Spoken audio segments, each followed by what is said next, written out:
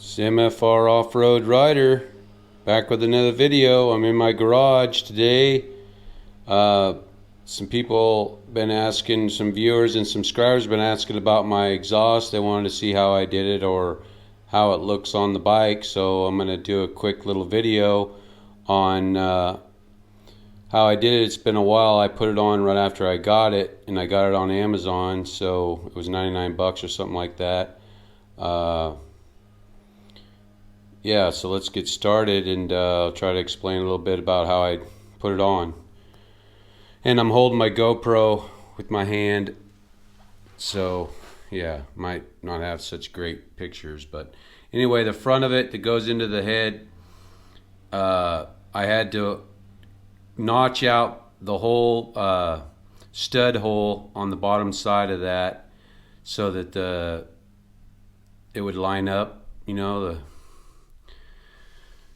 I don't know if you can see it or not, but I had to notch it all the way out. I had to waller out the whole hole and to make it fit, you know, and it's been really secure.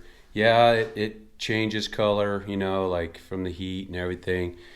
So going on back, you might want to put a little bit of you might want to smash your pipe a little bit so that the clutch doesn't hit on the clutch lever doesn't hit on the pipe. Mine's just resting on it. It's not too bad. I probably should have crimped it a little bit more, but anyway, it's really hard metal, so it's kind of tough to bend it at all. But if you can get a little more clearance in there, probably be better for your clutch anyway. And then on back, it's a 3-piece, you know, and so I had the hose clamp there, and then I had real close, just about touching on the air box. So I wrapped it, and I also put this heat speed tape type stuff on the bottom of my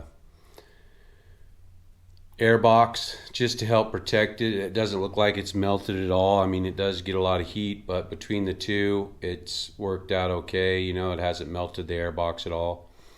And then there was a grommet or a spacer that fit in this little slot here. I couldn't get it to line up with the spacer in there, so I just ran the bolt without the spacer and made it work. It's good and tight. It doesn't look as good, but it works. I just got rid of the metal spacer that was there from the stock one, and then like I said, I wrapped it with that tape. It's coming off now, but it's still, like I said, it works. It just gives a little bit more protection, you know, for the plastic. And then on up here, I had to cut the spring down a little bit or actually I just cut one of the tips, so it was good. When I first put it on there, it was kind of loose, so I just cut and rebent the end of the spring to make it fit tight, but I don't even know if you really need it. But anyway, then on up here, the original bracket for the stock exhaust is here, and you have to go in through here. I think I had to waller this out a little bit to make it fit.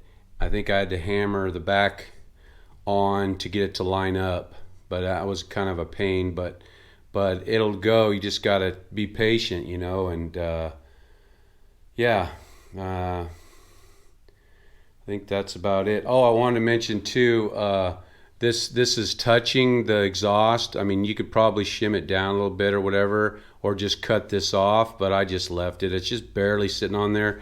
It doesn't look like it's rubbing too much, you know. It's pretty solid. It doesn't really move, you know, so I just left it there. I should have probably notched it out so it wasn't metal on metal, but yeah, I'm not really worried about it. And I put a little Yoshimura sticker to make it look better. Make it look more like a Yoshimura pipe. But anyway, I wanted to bring up too, I went ahead and modified my chain adjustment bracket here, this little piece of metal here. It's kind of thin, and it bends easy, you know, and you should have a good seal there so you don't get a lot of dirt and shit in there, water. But it has a hard time staying tight, so you tighten it down and it bends it. So I need to get some new pieces made. So until then, until I get some more pieces made for each side, I just put a flat washer, and then I went with like a lock washer, and then a different nut, and then the lock nut on that, you know. And I think that'll help keep the chain tight, because that is an issue. It seems like the chain gets loose pretty easily, and I think it has to do with these little cheap thin plates, you know. These little plates just aren't that sturdy. So yeah, but anyway, I hope that answers some questions for everybody. It made a big difference in the sound and everything. I really like the sound of it. Yes, it does change color, but you know, it's gonna happen. I mean, I guess you could probably try to, you know, they got some cleaners and stuff.